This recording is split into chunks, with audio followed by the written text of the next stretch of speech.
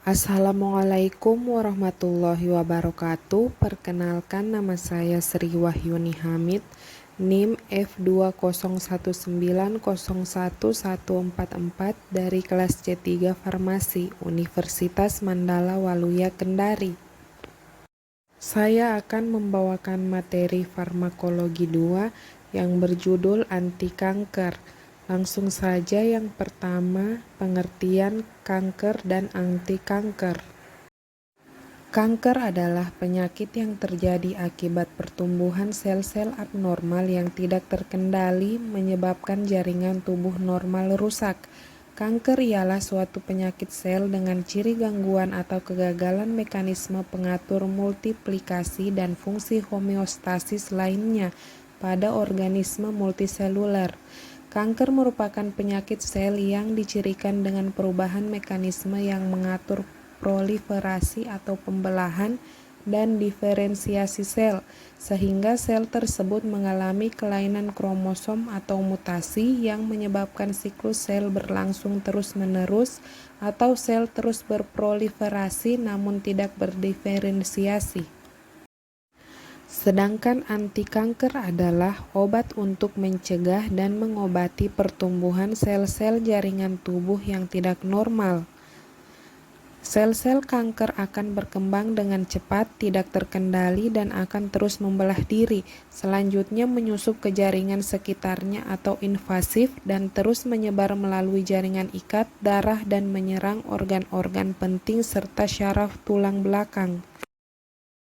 Berdasarkan lokasi awal munculnya, jenis-jenis kanker dapat dikelompokkan menjadi 5 jenis. Yang pertama, karsinoma. Karsinoma adalah kanker yang ada pada jaringan epitel yang melapisi permukaan organ, kelenjar, dan kerangka tubuh. Contohnya kanker pada lambung disebut karsinoma. Karsinoma menyerang organ atau kelenjar yang menghasilkan dan mengeluarkan sesuatu, seperti payudara yang menghasilkan susu.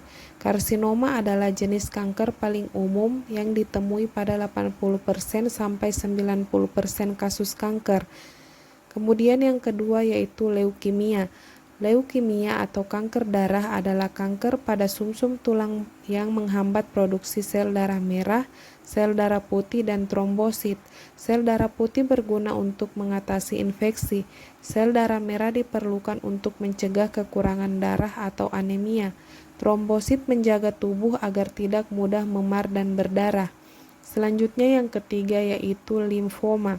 Limfoma adalah kanker yang berasal dari kelenjar getah bening atau kelenjar limfa yang dapat menghasilkan sel darah putih dan membersihkan cairan tubuh atau dari organ seperti payudara dan otak. Limfoma dibedakan menjadi 2, yaitu limfoma Hodgkin dan limfoma non-Hodgkin. Kemudian yang keempat yaitu mieloma. Mieloma berkembang dalam sel plasma sumsum tulang. Pada kasus tertentu, sel mieloma berkumpul pada satu tulang dan membentuk tumor tunggal yang disebut plasmasitoma. Namun pada kasus lain, sel mieloma menyebar pada beberapa bagian tulang, membentuk banyak tumor tulang. Kanker ini disebut sebagai mieloma ganda. Yang terakhir yaitu sarkoma. Sarkoma adalah tumor ganas yang tumbuh pada jaringan ikat atau penyambung seperti tulang rawan, lemak otot, tendon, dan tulang. Kanker ini biasanya terjadi pada orang dewasa muda. Contoh sarkoma yaitu osteosarkoma pada tulang dan kondrosarkoma pada tulang rawan. Selanjutnya, faktor-faktor penyebab kanker. Karsinogen secara umum dapat diartikan sebagai penyebab yang dapat merangsang pembentukan kanker. Beberapa karsinogen yang diduga dapat meningkatkan resiko terjadinya kanker sebagai berikut.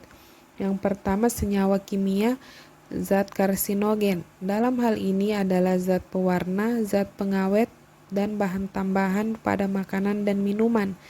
Kemudian yang kedua, faktor fisika. Dalam hal ini adalah bom atom dan radioterapi agresif atau radiasi sinar pengion. Kemudian yang ketiga yaitu virus. Beberapa jenis virus berhubungan erat dengan perubahan sel normal menjadi sel kanker. Jenis virus ini disebut virus penyebab kanker atau virus onkogenik. Kemudian yang keempat yaitu hormon. Dalam hal ini adalah zat yang dihasilkan oleh kelenjar tubuh yang berfungsi mengatur kegiatan alat-alat tubuh. Pada beberapa penelitian diketahui bahwa pemberian hormon tertentu secara berlebihan dapat menimbulkan kanker pada organ tubuh yang dipengaruhinya. Selanjutnya, mekanisme kerja obat anti kanker yang pertama menghambat sintesis DNA, hambatan dihidrofoliyosid reduktase, hambatan basa purin dan pirimidin. Kedua, merusak DNA dan nukleosid. Ketiga, antimitosis alkaloid. Keempat, rekayasa genetik atau inhibisi faktor pertumbuhan. Mekanisme kerja obat anti kanker ini ada di beberapa titik, mulai dari purin, pirimidin, suatu asam amino yang sangat penting dalam pembentukan nukleotida. Dalam proses pembentukan dari purin dan pirimidin menjadi nukleotida, di sini ada obat anti kanker golongan asam folat, antagonis asam folat, antagonis purin dan pirimidin dalam proses pencegahannya lalu dari nukleotida menjadi DNA. Di sini ada antagonis purin dan pirimidin. Pada proses sintesis DNA di sini yang berperan adalah senyawa pengalkilasi. Juga terdapat golongan yang bekerja menghambat kerja enzim yaitu golongan steroid, di sini imunosupresan, dan juga daktinomisin serta alkaloid vinca ini menghambat pembentukan dari pembentukan RNA menjadi asam amino atau protein baru. Adapun klasifikasi dari antikanker yang pertama antimetabolit.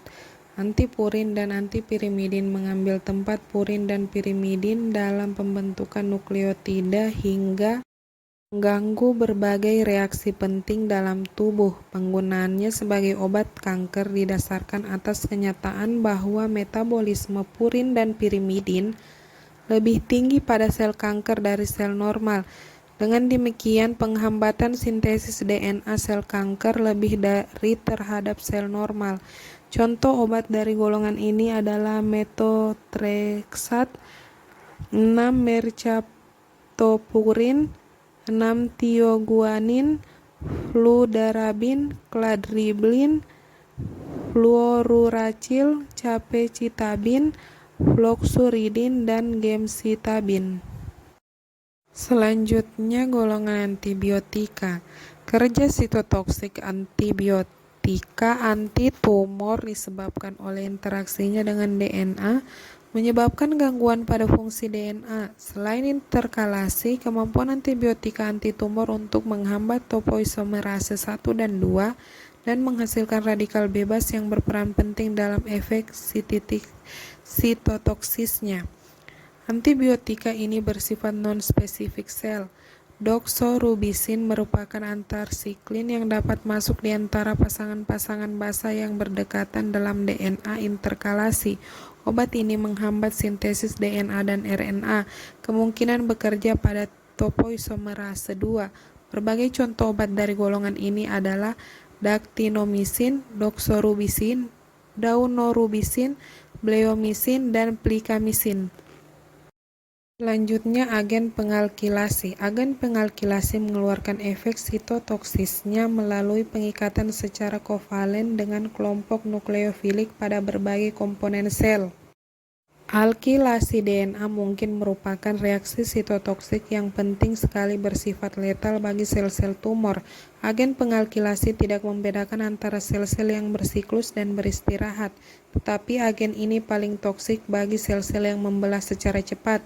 Contoh obat dari golongan ini adalah mecloretamin, siklopospamid, ifosfamid, nitrosourea, dasarbazin, temozolomid, dan agen pengalkilasi lainnya.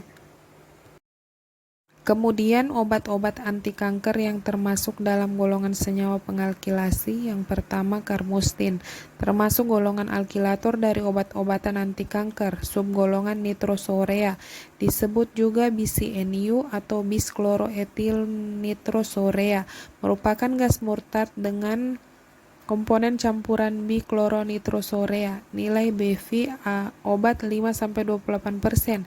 Di metabolisme di hepar, waktu paru 15-30 menit, FOT mencapai 80%, jalur pemberian secara intravena dan intralesi, dan diekskresi melalui ginjal dan paru. Adapun cara kerjanya itu sebagai alkilator bifungsional dengan berikatan kovalen dengan dua gugus asam nukleat pada rantai yang berbeda sehingga membentuk ikatan silang cross-linking pada DNA dan terjadi kerusakan DNA. Obat yang kedua yaitu ifosfamid. Obat ini sangat mirip dengan zat mustard dan toksisitasnya hampir sama. Keistimewaannya adalah hanya bersifat sitotoksik setelah terbentuk derivat alkilasinya, setelah hidroksilasi dengan sitokrom P450. Mekanisme kerja ifosfamid akan mengalami biotransformasi hidroksilasi ini kemudian terurai dalam bentuk aktif, mustard, fosforamid, dan akrolein. Reaksi fosforamid mustard dengan DNA dianggap bersifat sitotoksik. Selanjutnya, fase siklus sel kanker, yaitu sel tumor dapat berada dalam 3 keadaan. 1. Yang sedang membelah atau siklus proliferatif. 2. Yang dalam keadaan istirahat atau tidak membelah. Dan yang ketiga yang secara permanen tidak membelah. Sel tumor yang sedang membelah terdapat dalam beberapa fase, yaitu fase mitosis, pasca mitosis, fase sintesis DNA, fase pramitosis. Sel tumor yang sedang membelah terdapat dalam beberapa fase, yaitu mitosis fase M, pascaitosis G1, fase sintesis DNA fase S, fase pramitosis G2. Pada akhir fase G1 terjadi peningkatan RNA disusul dengan fase S yang merupakan saat terjadinya replikasi DNA. Setelah fase S berakhir, sel masuk dalam fase pramitosis G2 dengan ciri sel berbentuk tetraploid mengandung DNA 2 kali lebih banyak daripada sel fase lain dan masih berlangsungnya sintesis RNA dan protein. Sewaktu mitosis berlangsung atau fase M, sintesis protein dan RNA berkurang secara tiba-tiba dan terjadi pembelahan menjadi 2 sel. Setelah itu sel masuk interfase untuk kembali memasuki fase G1 saat sel berproliferasi atau memasuki fase istirahat G0. Sel dalam G0 yang masih potensial untuk berproliferasi disebut sel klonogenik atau sel induk. Jadi yang menambah jumlah sel kanker ialah sel yang dalam siklus proliferasi dan dalam fase G0. Itulah tadi materi yang dapat saya bawakan, lebih dan kurangnya mohon dimaafkan. Wassalamualaikum warahmatullahi wabarakatuh.